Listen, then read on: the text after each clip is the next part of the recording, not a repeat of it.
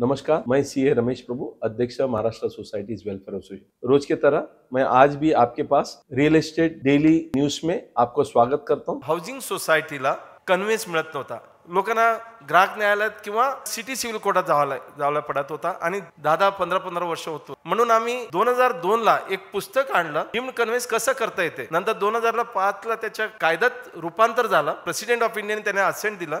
जेव्हा गौतम चडी साहेब तिथे housing secretary होते, त्यांनी डीम्ड कन्व्हेन्सचा नियमावली सुद्धा काढून पुढचं हालचाल म्हणजे दिलेलं आहे। आज जवळपास 10,000 पेक्षा जास्त गृहनिर्माण संस्थांना डीम्ड कन्व्हेन्स मिळालं आहे। म्हणजे सांगायचं तात्पर्य असं आहे की विदाउट कन्व्हेन्स एखादा रिडेव्हलपमेंट होऊ शकत नाही, ते डीम्ड कन्व्हेन्स झालेलं आहे।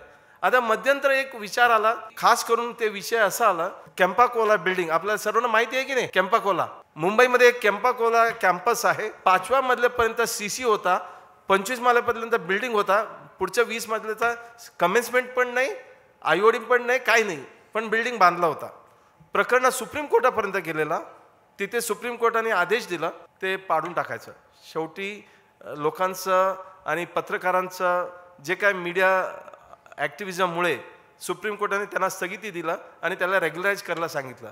जेव्हा ह्या प्रकरणात डीम्ड कन्व्हेन्स नोंदणीसाठी गेलं, तिकडचे अधिकारी बोललेत, सुप्रीम कोर्टाने सांगितलं इलिगल कन्स्ट्रक्शनचा मुडकळीत आलेला आहे किंवा आम्ही पाडायला लावलेला आहे, तुम्ही ह्याच्यामध्ये हस्तक्षेप करता येत नाही, म्हणून ते काय करत होते, डीम्ड कन्व्हेन्स रजिस्टर करत नव्हते। शासनाने विदाउट ओसी सुद्धा डीम्ड कन्व्हेन्स करता येते म्हणून ऑक्टोबर 2017 परिपत्रक काढला, 2018 परत नवीन परिपत्रक काढलं आणि मागच्या आठवड्यामध्ये खूप आनंद होतोय, supreme court of India, honourable supreme court of इंडियाने विदाउट ओसी डीम्ड कन्व्हेन्स करता येते म्हणून शिक्कामोर्तब केलेला आहे।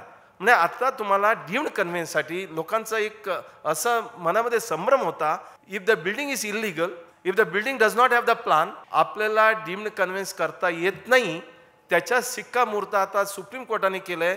सुप्रीम कोर्टाने असं म्हटलंय किंवा ऑनरेबल हायकोर्टाने असं म्हटलंय की तुमचं बिल्डिंग इलिगल असू द्या, पण तुम्हाला लिगलाइज करायचं असेल, ओसी आणायचं असेल किंवा पुनर्विकास करायचा असेल, आपल्याला कन्व्हेन्सची गरज आहे। म्हणून आता डीम्ड कन्व्हेन्सचा तुम्ही पूर्णपणे फायदा घेऊ शकतात। ऐसे न्यूज आप चाहते हो तो जरूर कमेंट करिए और इसको शेयर करिए और सब्सक्राइब करिए। ऐसे वीडियो में आपको लेके आते रहूं। खूब खूब धन्यवाद।